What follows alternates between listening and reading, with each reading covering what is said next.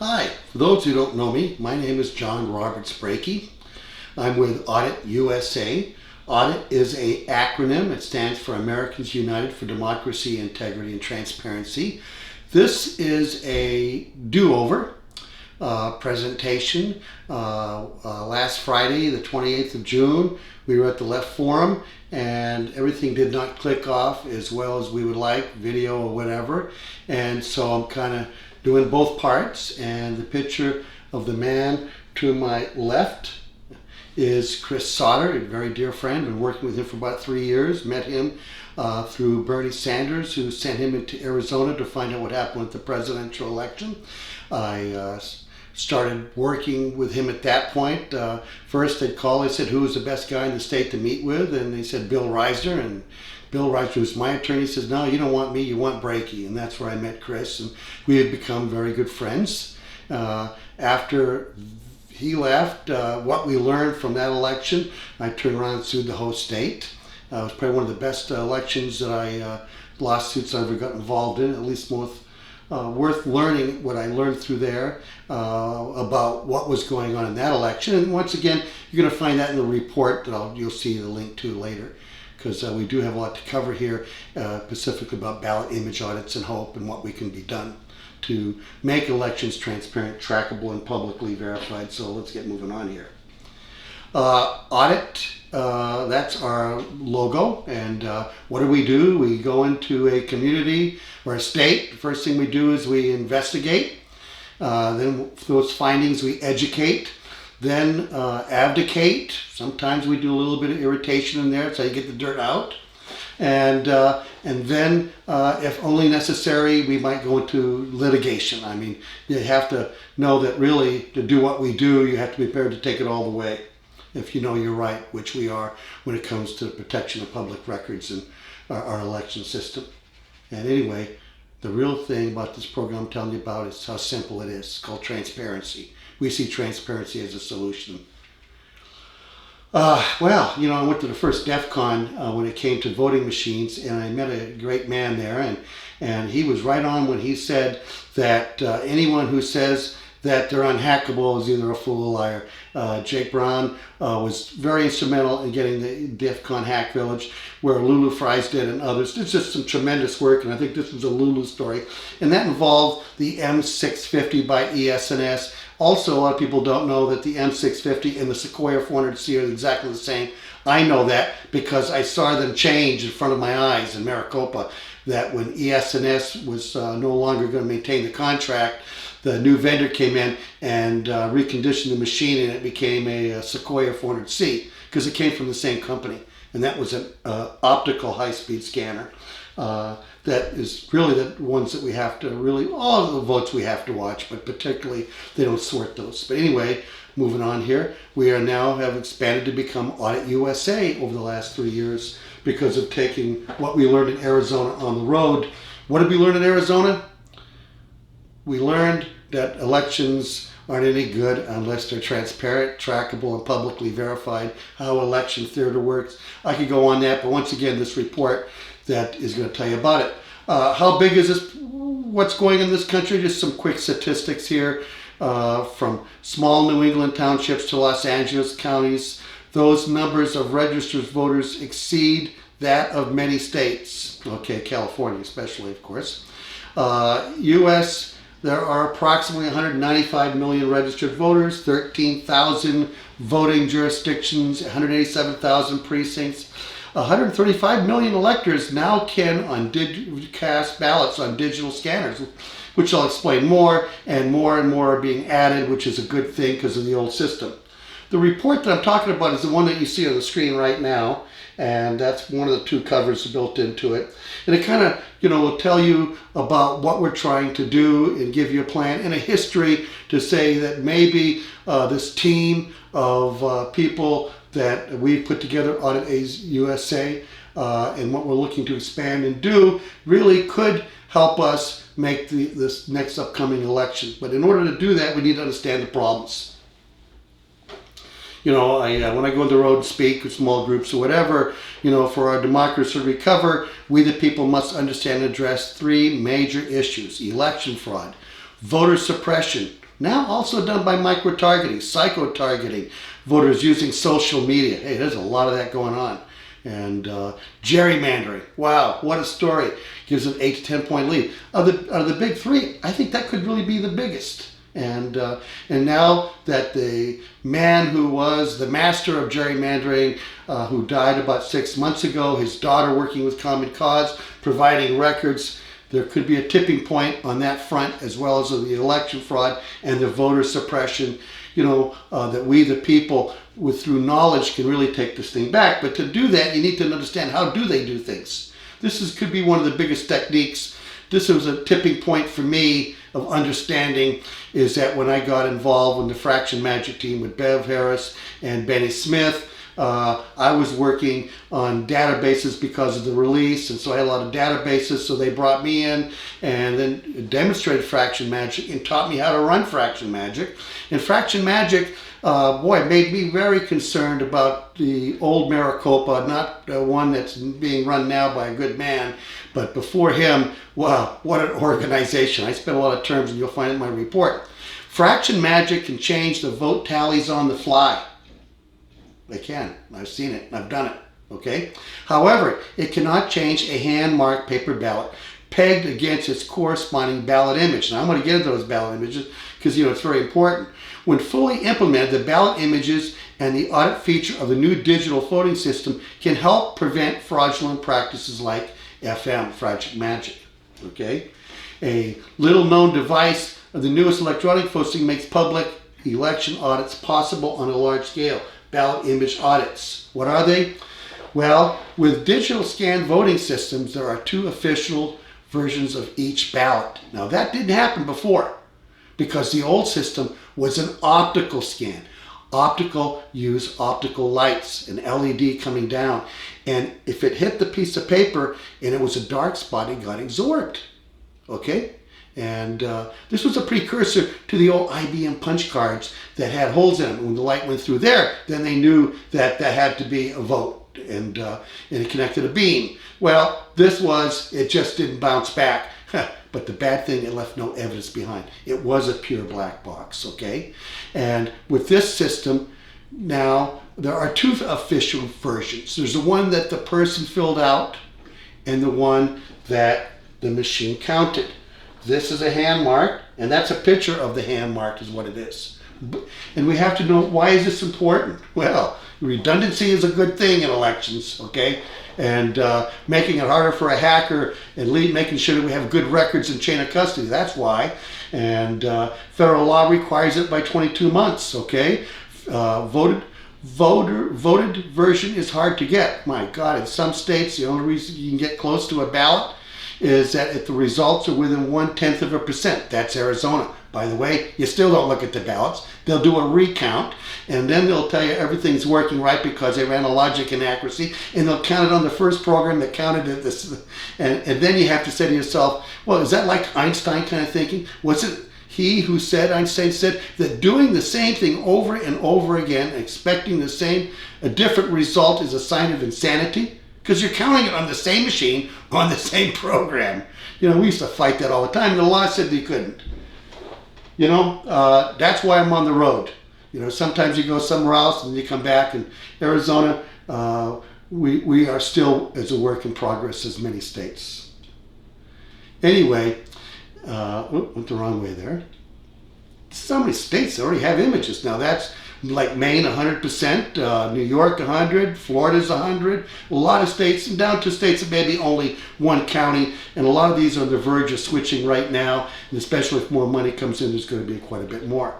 The mission of our group is a very simple mission. I think it's important to say, has been to restore public ownership and oversight of elections, to work to ensure the fundamental right of every American citizen to vote, to have each vote counted as intended in a secure, transparent, impartial, and independent audit election process. That's been our mission since day one. It stands today.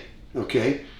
We just feel like we're seeing more light at the end of the tunnel because we've got evidence to work with in the public records. In summary, we're trying to pioneer an achievable method of public oversight of elections to deter election fraud and ensure transparent and accurate vote counts using existing technologies. We don't have to pass legislation to do this. We just got to make sure that these people follow the law and not destroy our public records.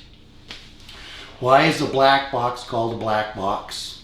In science, computing, and engineering, a black box is a device, system, or object which can be viewed in terms of its input and output or transfers characteristics without any knowledge of its internal workings. Whoa, I don't know if I like that.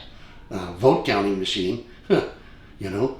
Almost anything might be referred to as a black box, a transistor, an algorithm, or the human brain. Well, my God, I know some human brains I don't want counting my votes.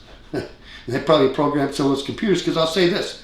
I'm finding how many consultants are involved in Broward County to everywhere, what's going on, and how election officials can be really great people and really don't have that much knowledge of how this whole thing works. It's pretty sad. My report will go into that. Because the biggest one they used to pull on was security through obscurity. You know what that means, folks? Don't tell anybody how it works. Keep it secret. Only the insiders will know. And that's not a very good system. The problem with the black box voting, the machines are vulnerable to hacking. Terribly vulnerable, okay? Use of secret proprietary software. Yeah, they're not going to tell you. In fact, I was collecting manuals. I got through public records. I've got an ES&S threatened to sue me. We said, bring it on, you know? And it's our right of a democracy to know if our votes are real or not. You know, some of these companies seem to forget that voting is a secret process and counting is a public process. Restrictions on audits and recounts, or none, mostly none. The big failure, the most craziest one, is this logic and accuracy test, which I'll explain. And I'll give you a great analogy at Volkswagen that will scare you once you understand the comparisons of both. Are vote counting anomalies the results of malicious intent or malfunctioning equipment? In some cases, it's just pure not understanding how it works. That when you find 30% undervotes, as our colleagues did in Wisconsin, caused by dust bunnies and old machines, and like I said, the dust builds up and it absorbs the light, creates an overvote. And digital is far better, and especially if they would use the auditing and adjudication feature built into these systems, which really helps make sure things are right, and how part of the auditing process must be part of that. Okay. Now, I go on about these logic and accuracies. First off, let me say, what is it? It's taking ballots, filling them out, okay, and then adding them by hand, each race, and then you feed them into the scanner, and you see if the results are the same. They are, in most cases. It's a good system, but you cannot use it for total accuracy because of what this man, Mickey Donahoe, taught me. And before he did, I just want to point out that bottom slide right there is that Volkswagen deliberately programmed 580,000 diesel cars distributed in the U.S. to illegally pass and test, and was fined $2.8 billion by the feds. Overall, to date, with the buybacks and other fines, VW has paid out $25 billion in the United States for selling cars that were rigged. And I'm talking fabricated rib, and putting nothing like what they were advertised, and they got away with it for 10 years. But first, let's see what Mickey had to say. He was the NSA guy I worked with for many years. His wife and him are just wonderful people. 2014, Donahoe testified in a court regarding the myth of the logic and accuracy in a case I did in Santa Cruz County. That's a case, boy, I learned a lot on that one. I found that I was wrong for 12 years in that there's a lot of consultants involved in this business, because, you know, I thought everybody was programming their own database because Pima County was, okay, and Maricopa was. But the rest of them had a guy named Doyle who was programming the host state, loading the databases through phone modems. I mean, read the report. I'm taking too much time. Mickey Donahoe said in court in that case that a logic and accuracy test only tells you that someone programmed the database so that it has the correct races and candidates on a particular day. Unfortunately, the computer is a black box, and that doesn't tell you anything about what happened minute to minute on election day. It is entirely possible for someone to program the database so it does one thing during the logic and accuracy test and something different during the actual election. Now this is where he predicted what I was going to find next, Mickey did. It's also possible, if you have a network connection, to change the software and what it's doing on election day. And I add to that, they could possibly do it on the fly. Okay? Because this is what we found in Wisconsin. And we found it in Broward County. Okay? What you're looking at on the screen right here, that is a cellular modem built into the DS200 that communicates the results to the precinct. From the precinct, to the central count system, wherever that could be, in the county offices or city offices or whatever. And you can see that there's the DS200. It transmits by cellular network, okay? And then it's supposedly in an encrypted tube, and it probably is pretty secure from outsiders. But you know, most fraud in this country is done by insiders. And anytime data is handled, it has to be handled by two people, opposite parties, and protected. I don't consider this being protected. It's not a secure network, okay? We know how it can be hacked by insiders, because that's where most fraud is done by. So, we first found this in attorney Chris Sauter and I first found the modems in 2016 in Wisconsin presidential recount in Milwaukee. For the most part, counties in Wisconsin that refused to hand count were the counties with the built-in cellular phone modems. How about that, folks, huh? You know, when we found them, because I was surprised when we found them because of the report on September 30th, 2016 in the Chicago Tribune, where the FBI director, Jim Coney, told lawmakers that the agency was looking very, very hard into Russians hackers who may try to disrupt the U.S. election. And then Comey assured lawmakers that the electronic voting machines are not connected to the internet. What do you call that? And you know what? All of Rhode Island has that system. We found it in Florida, Broward County, like I'm showing right up here, okay? This is outrageous stuff. It really is. And it makes more of a reason why we have to have audits, why we have to pursue. It's very important. Now let's get back to the Volkswagen thing, because, you know, you sometimes got to compare things. Like I said, an emission test and a logic and accuracy is supposed to tell you, hey folks, your car is working fine, your voting system's working fine, you can trust it, go vote. But the Volkswagen emission scandal proved how easy it was cheating using computers that were built into the diesel vehicles sold into the US and the rest of the world. From 2006 to 2015, aimed at vaulting past Toyota to become the world's #1 car maker, VW anchored its US sales strategy on cars that glorified as clean diesel vehicles, which turned out to be a complete fraud. Wouldn't it be awful if presidents were elected this way? The company fabricated an environmental list of dreams of high-performance vehicles that managed to achieve excellent fuel economy and emissions so squeaky clean to rival those of the electric hybrid like the Toyota Prius. That's pretty good, huh? What a fraud. However, it was all a software fabricated swindle. You can Google, read all of this tremendous story. Two people are in jail. They're looking for more. What happened in Europe is bizarre. The exhaust control equipment in the VW diesel was programmed to shut off as soon as the car rolled off the emission test facility. And its tailpipes spewed illegal levels of NOx oxide into the atmosphere at 40 to 80 times over the approved limit. In Europe, government report has found that 72,000 EU residents die each year prematurely because of the NOx emissions. Wow. You know how they did it? When the wheels were turning on the front, it knew it was being tested, changed the timing, turned the controls on, but it knew it was really being tested because the back wheels weren't turning and they had a sensor on it. And that's how they were able to game the system. And I can see the same thing happening in elections, like, oh, let's stop and do a quick little test ballot run of 200 ballots. Well, told not to cheat, but even a vote by mail, what would it mean when you get the results? You know, that's a problem we got in Arizona. It really is. So anyway, what does it lead up to? Well, it leads up to, you know, let's face it, we didn't vote because it won't make a difference. That's a cartoon I found online.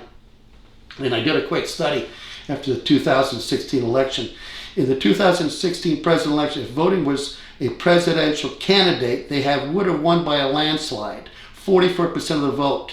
That's 107 million people versus what Hillary got of 68 million, which was about 27%. Donald Trump got, as a Republican, about 25.65%. And, this is really not good numbers. Really isn't.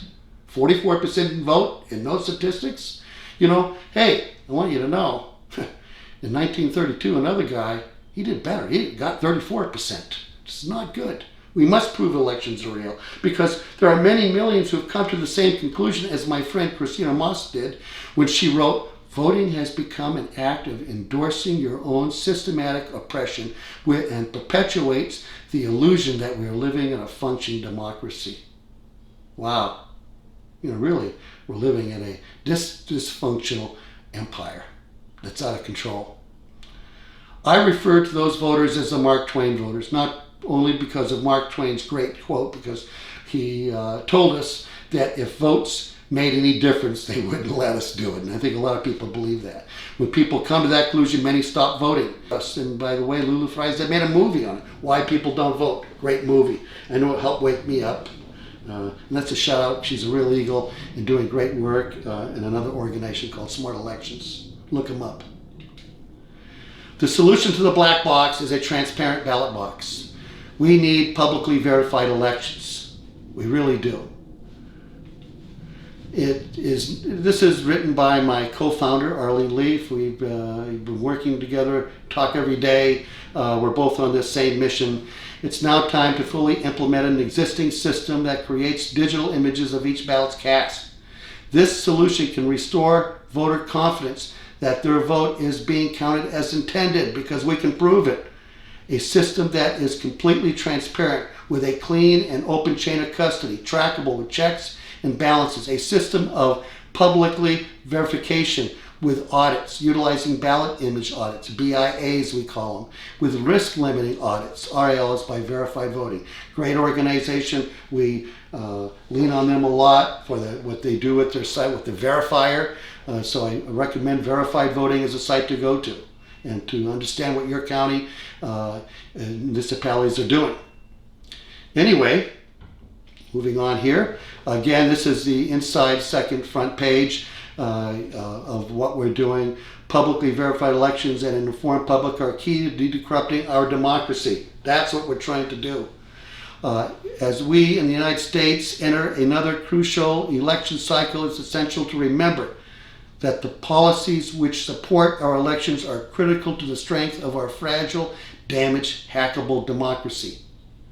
At a time of deep partisan divide, it is vital that our elections are transparent and trustworthy. We hope that this report and paper provides a roadmap for how concerned citizens help advance election security by means of verifiable elections. That's why we at Audit USA work towards the most critical part of the solution, which is transparency. It's not a hard solution when you think about it. The goal is to bring public oversight of elections nationwide with a little-known feature of the newest electronic voting system that makes election audits possible on a large scale.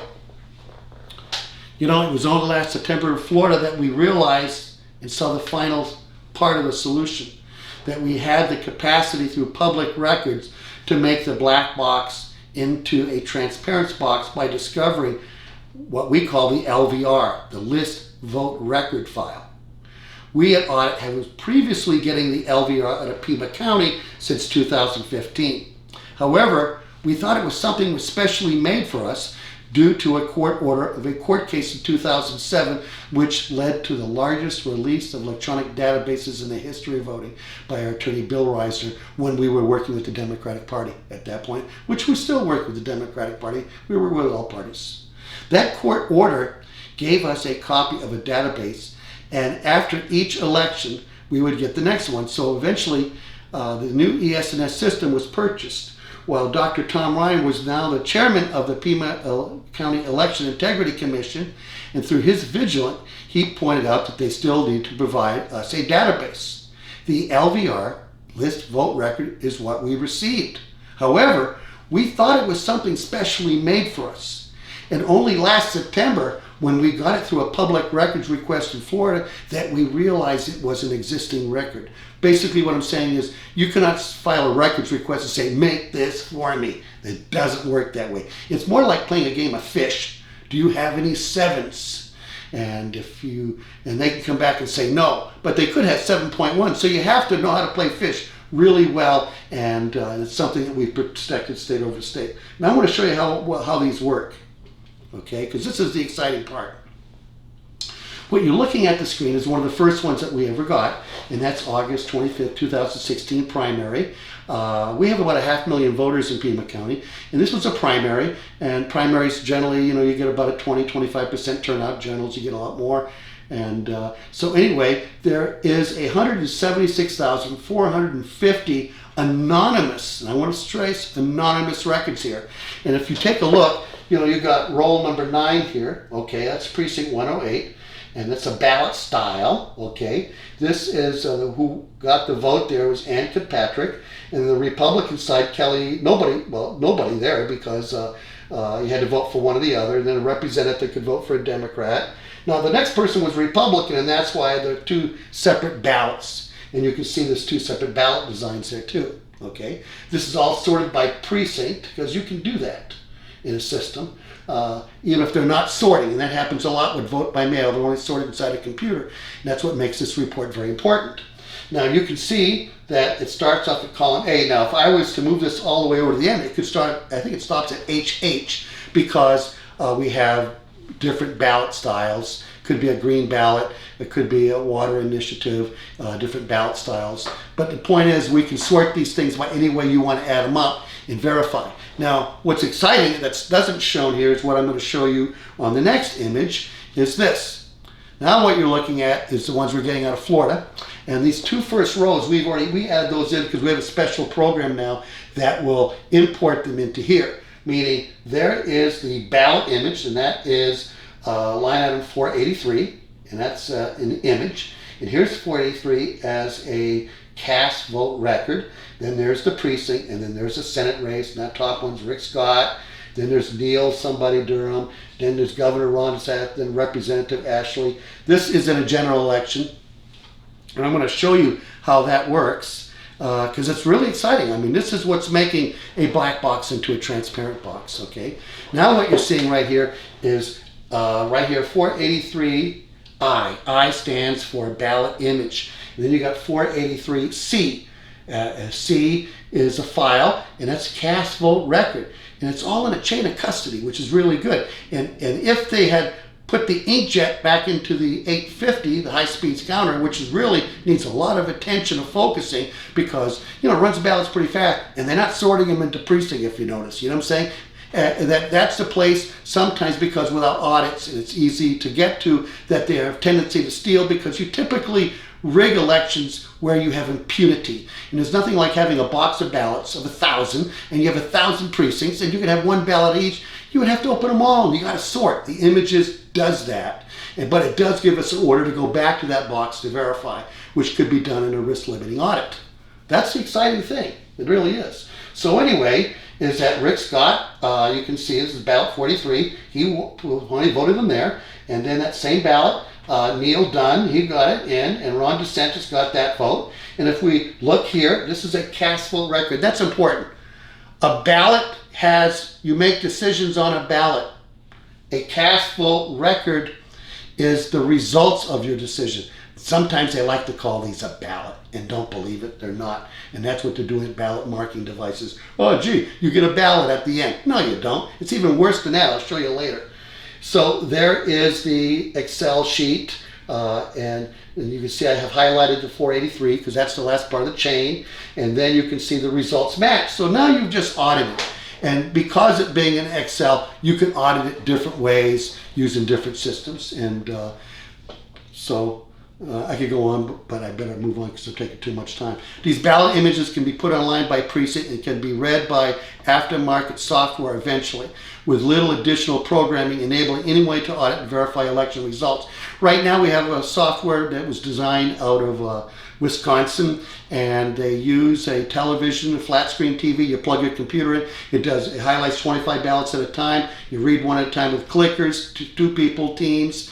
And if I'm counting for Doyle and you're counting for Nixon or whatever, at the end we do 25. We see if you and me match up. I got 10, you got 10. What did you guys get? 11, 11, good. Let's do the next 25. You go through real quick.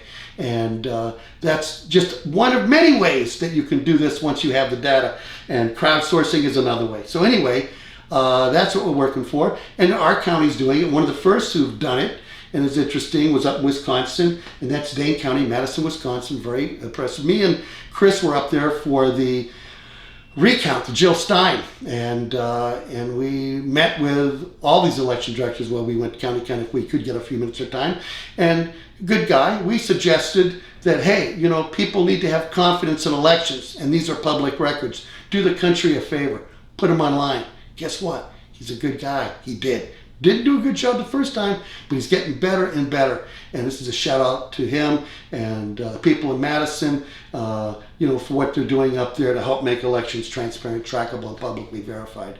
And to others up there who are just doing incredible work. Transparency is the biggest part of the solution. Transparency in government is often credible to generate government accountability.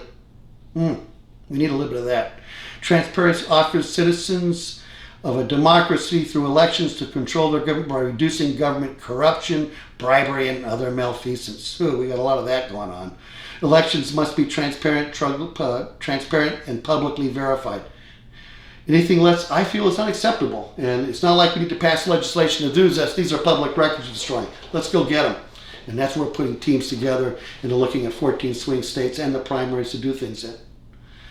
As to the illegal destruction of ballot images, expert witness, good friend Dr. Tom Ryan, who holds a PhD in electrical engineering and has over 30 years of experience in digital image creation, processing, and notation, said in his affidavit, in summary, deleting ballot images significantly undermines the integrity of the election system that derives all its tabulation data from those images.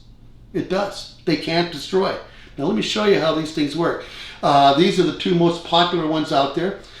Most of the other ones are off the shelf scanners, which I prefer. These are very expensive machines, but they do a good job if they're not hacked and they don't have cellular modes built into them and didn't have secret software. These are things we got to change. Okay, let me show you how this one works right here real quick. I'm going to go through them quickly. Okay, this man is doing a recount in Wisconsin. He's feeding the ballot in.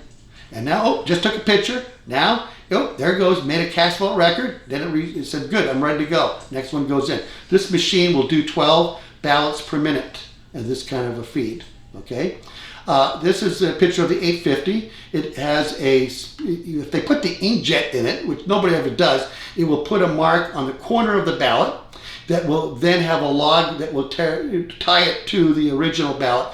Now, this is only for a vote by mail, absentee, which are done by mail. And a lot of states have gone to that. And this one right here works this way. Here we go.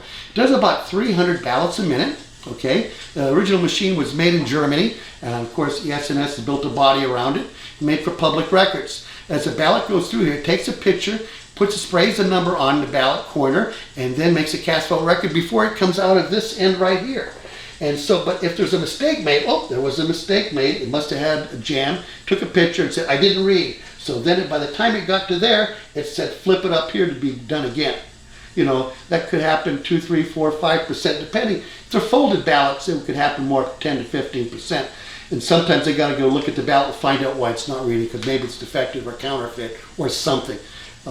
It's a good device for that use, and most of the scanners work the same way, and except a lot cheaper. So now moving to my next slide.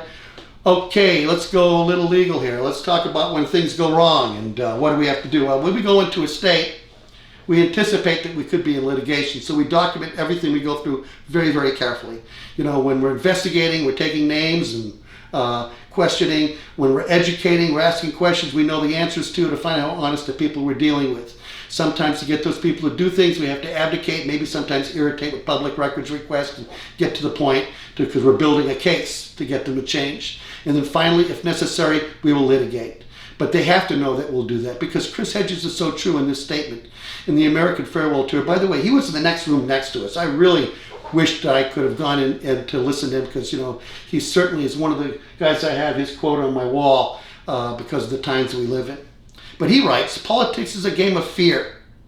Those who do not have the ability to frighten the power elites do not succeed. Very true. The platitudes about justice, equality, and democracy are just that. Only when the ruling elites become worried about survival do they react. Appealing to their better nature of the powerful is useless. They don't have one. Wow. Hedges is right. And that's why I got this guy. He's one of the best recount lawyers in the state. He was in the room in 2000 when they didn't follow his advice. And he has certainly become a brother from a different mother to me. And we've been working together for 3 years. And then with him, Bill Reiser, one of my mentors, I've been working with for 15 years, who's really helped make me into the transparency activist that I am. From all the cases I did with Bill before I hooked up with Chris, and other cases with other lawyers that I've done. Chris is sees this thing. You know, he used to see things from the top down, recount specialist. I was the guy from the bottom up looking, and what we did in Arizona together, then on to Wisconsin, then to what we did in legal fights, in proving what chain of custody is, as you're seeing on the slide right now on the wall, is really something else. It really is. Well, in state court, we typically file a writ of mandamus, which is a judicial remedy in the form of an order from a court to a government subordinate court or public authority, which that the body is obligated under law to obey as a public duty. For example, stop illegally destroying ballot images, which are public records that could prove if election results are real or not. Wow. You know, some people call us really bad people for doing this stuff, you know. And, I guess it is pretty bad when you have to go to your government and take them to court and ask them to follow the law.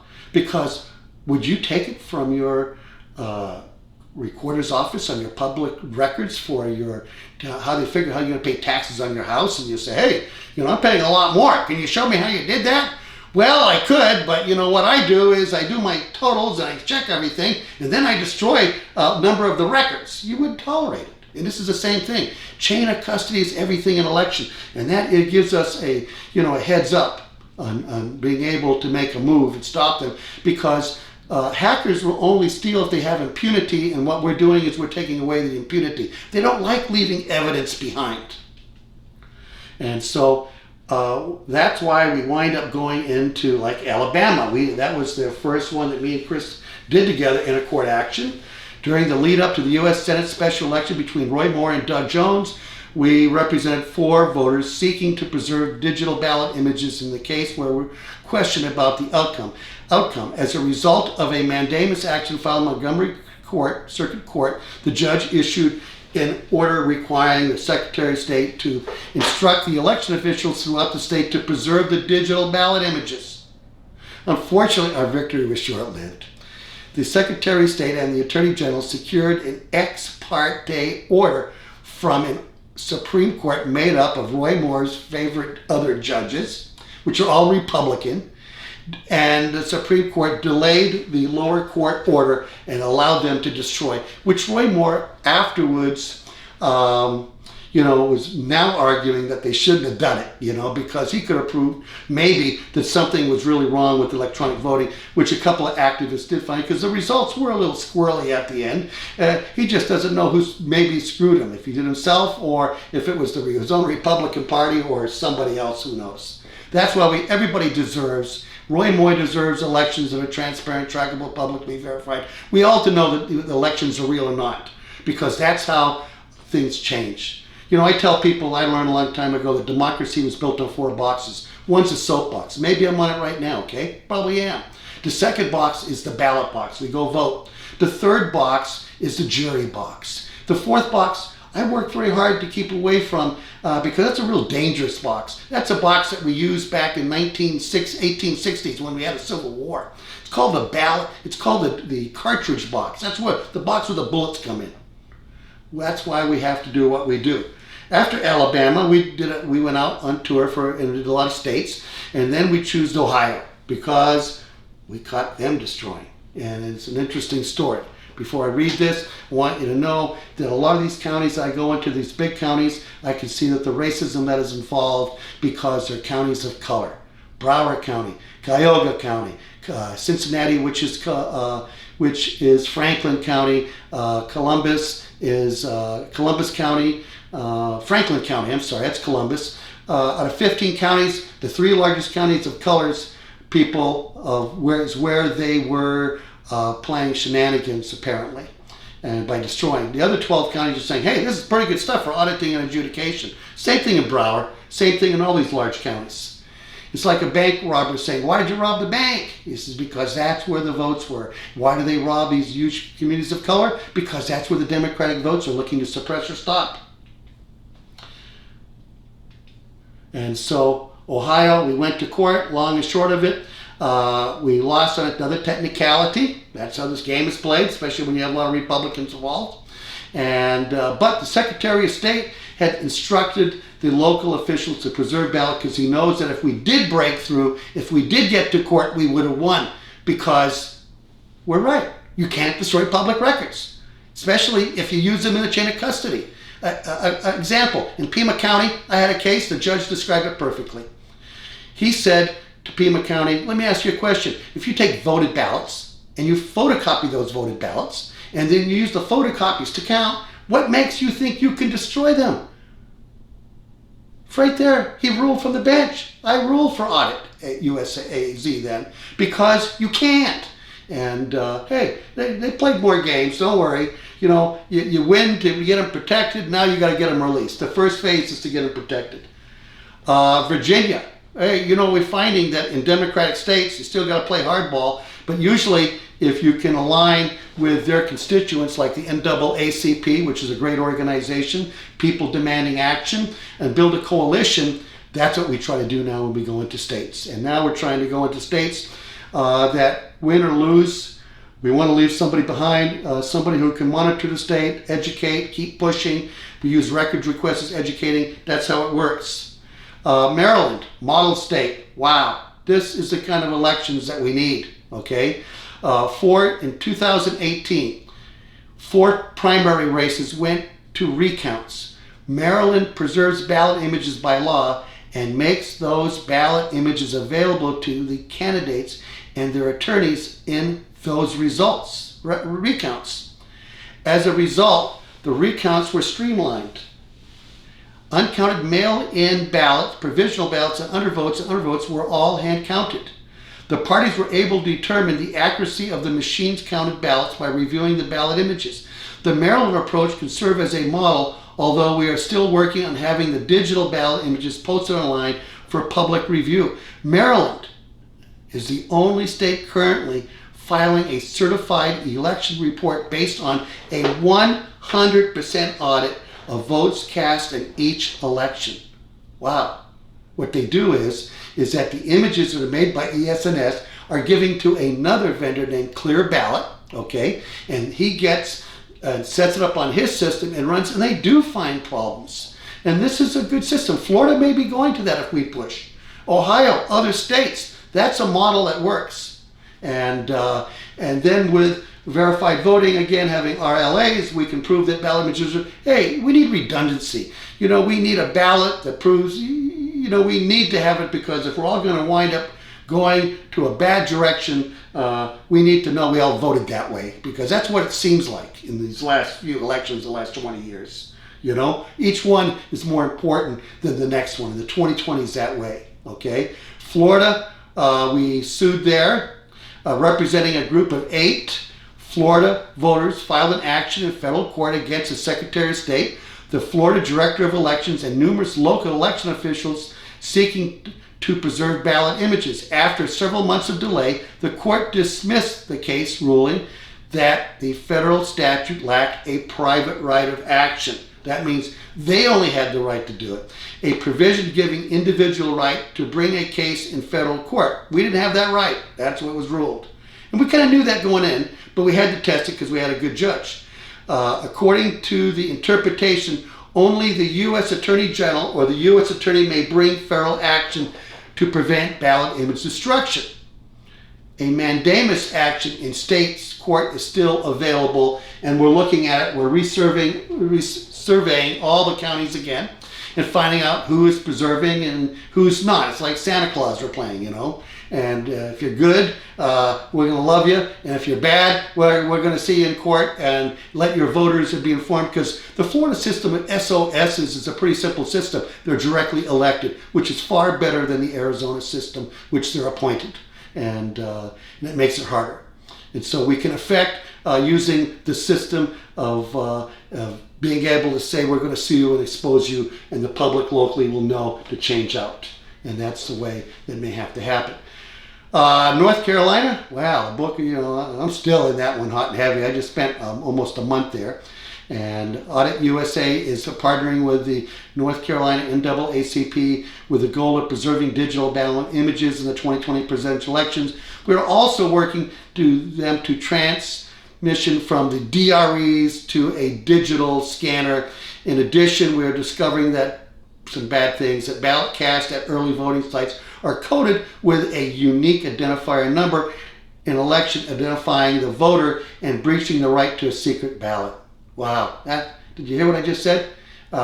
It's Orwellian, okay? Somehow they're able on early voting and vote by mail, which could be, I've been told, as much as 70% of the vote in a presidential election in some counties is counted that way, that they have your name. And, you know, with digital, they could figure out how you vote. And that's something I think that we really want to start a debate on that in North Carolina and get that stopped. And then make sure that they don't buy these ballot marking devices. When I say there's a quadfecta of problems in North Carolina, there is. Voter suppression is real, okay? Gerrymandering, wow. The guy who wrote the book just passed away, like I said before. It's coming out how they rigged the 2017 gerrymandering case. And then, of course, election fraud. We know how that game is played. And now we know that they're secretly putting our name on a ballot there. That's a quadfecta of problems that need to be dealt with. And aligning and building coalitions are important to deal with this. You know why? Elections were at one time the public act through which government legitimacy was established. The key word, and the word that appears over and over throughout this international elections and freedom of information laws, is the word public.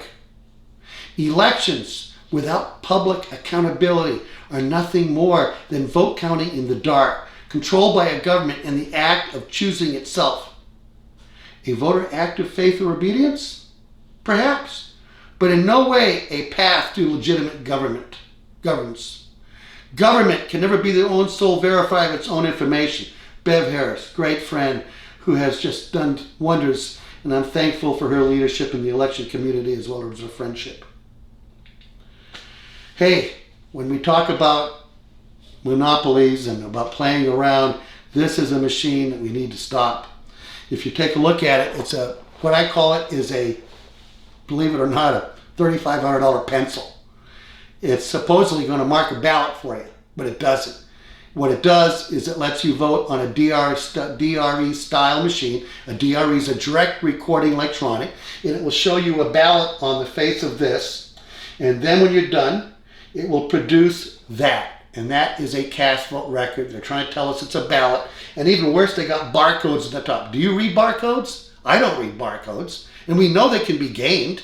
Anything can be gamed on a computer. Think Volkswagen, okay? This we need to stop. We need hand-marked paper ballots. We don't need to be in a situation, like I said, I pull this back up, that's a ballot. That is a hand-marked paper ballot. That is generated, is a cast vote record. They want to use a DRE to produce that. And by the way, nobody ever looks at the cast vote record.